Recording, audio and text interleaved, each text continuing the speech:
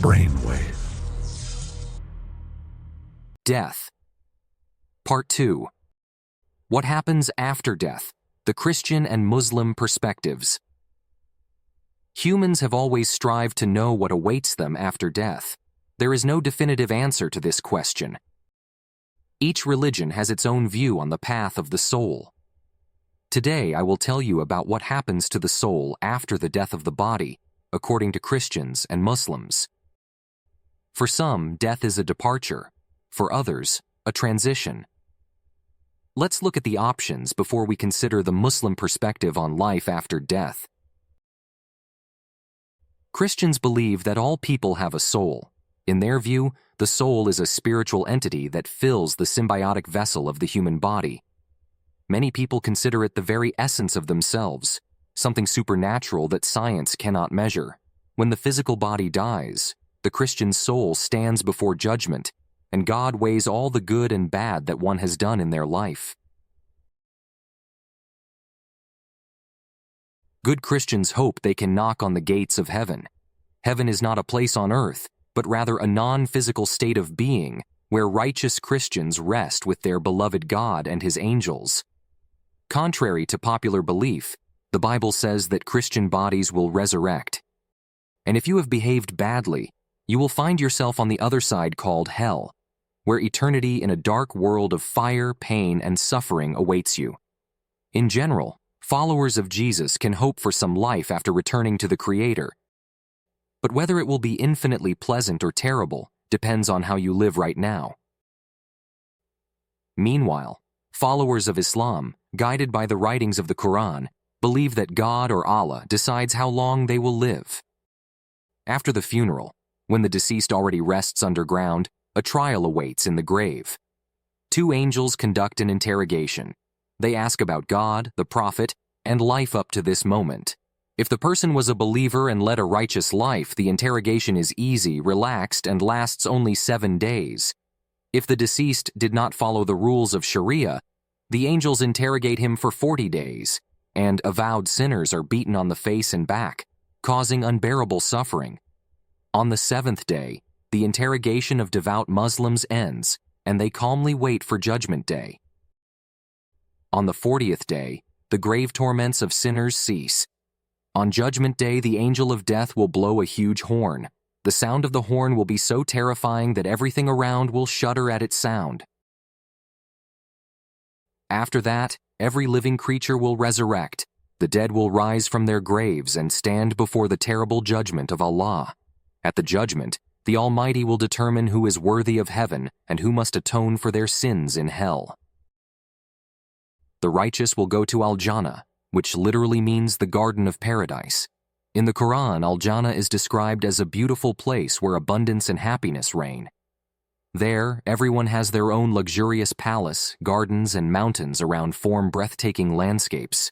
Rivers with crystal clear water, steaming milk, wine, and golden honey flow through the gardens. All inhabitants of the Garden of Paradise have beautiful, never-aging bodies. The age for everyone is 33 years. But not every Muslim's Judgment Day will end with a heavenly abode. Sinners and jinn will fall into hell, Jahannam, where eternal torment in fire awaits them.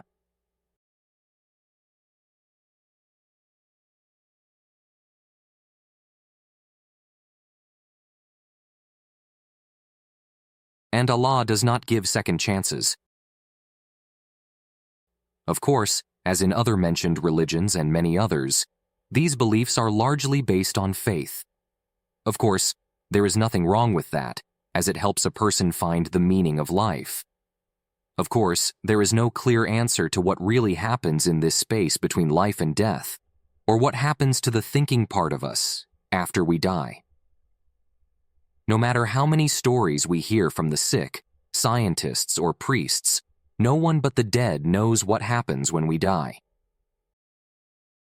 Only one thing is known: it awaits each of us, so we have to wait and we will see, won't we?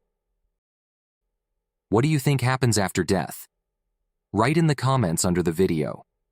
Thank you for watching, and as always, don't forget to like, share this video, and subscribe to the channel. See you next time. BrainWave. Death is an inevitable consequence of life, and someday we will all end up underground. Some believe that with death everything ends, and a person simply ceases to exist, while others claim that after death, a person reincarnates. Their soul moves into another body. Today we explore this issue from a scientific point of view and from the perspectives of Islam and Christianity. Christians and Muslims believe in heaven for the righteous and hell for sinners. Other religions see death as a transition to existence somewhere higher or to another life here on earth. In fact, the moment of death is not instantaneous, as we might think. Even if you stop breathing and your heart stops beating, the brain continues to live for some time.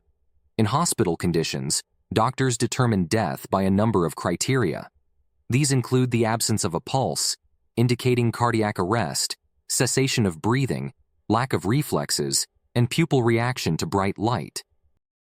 Let's start by studying the first 12 hours after death. The first hour. At the moment of death, all the muscles in the body relax. The mouth usually opens, the eyelids relax, the pupils dilate, and the body becomes flexible. That's why in funeral homes they often sew the mouth shut. And since all the muscles relax, this includes the sphincter. This is, so to speak, the gatekeeper through which waste passes, and therefore after death, urine and feces are also released from the body.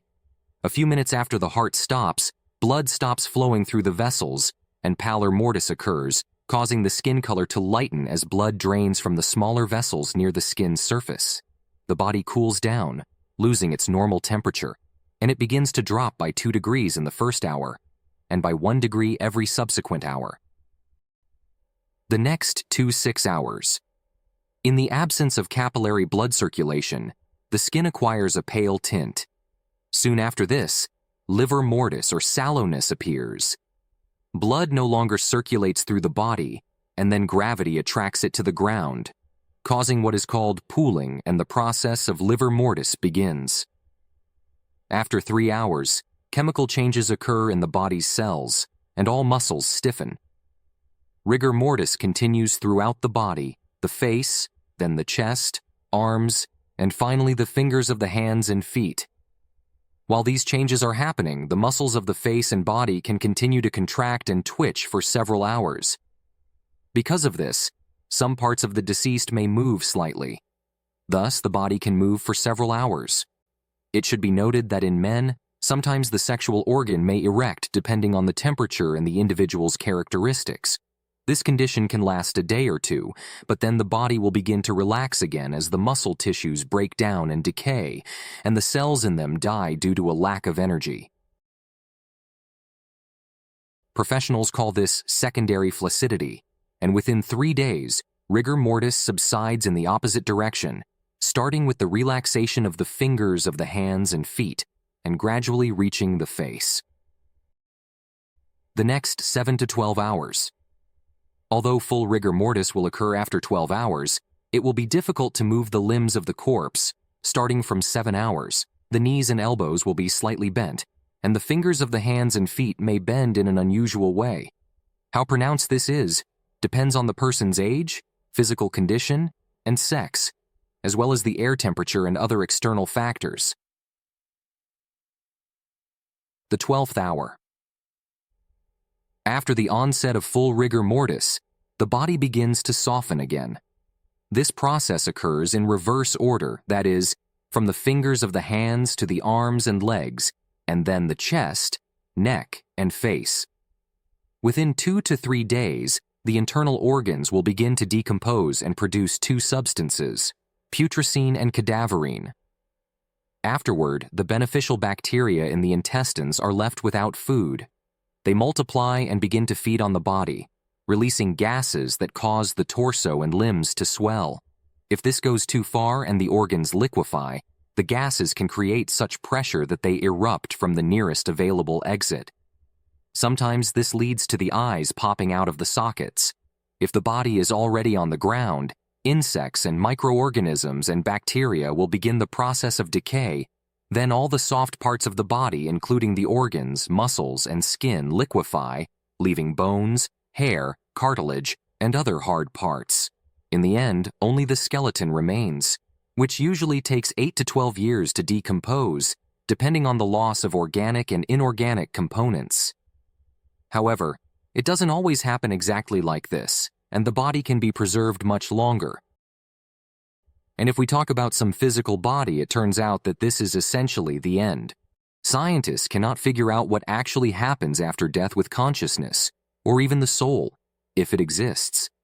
Scientists believe that they have finally come close to solving this mystery, although their answers are radically different. Losing consciousness. You lose your soul, you lose everything. The world no longer exists for you, your family, friends, acquaintances. Loved ones no longer exist. Everything is lost. In the end, we will all find out the truth. In the next part, we will consider options from the Christian and Islamic points of view. So, can you add anything about the decomposition process we described? Have you ever seen a dead body? Tell us in the comments. Thank you for watching, and as always, don't forget to like, share this video, and subscribe to the channel. See you next time.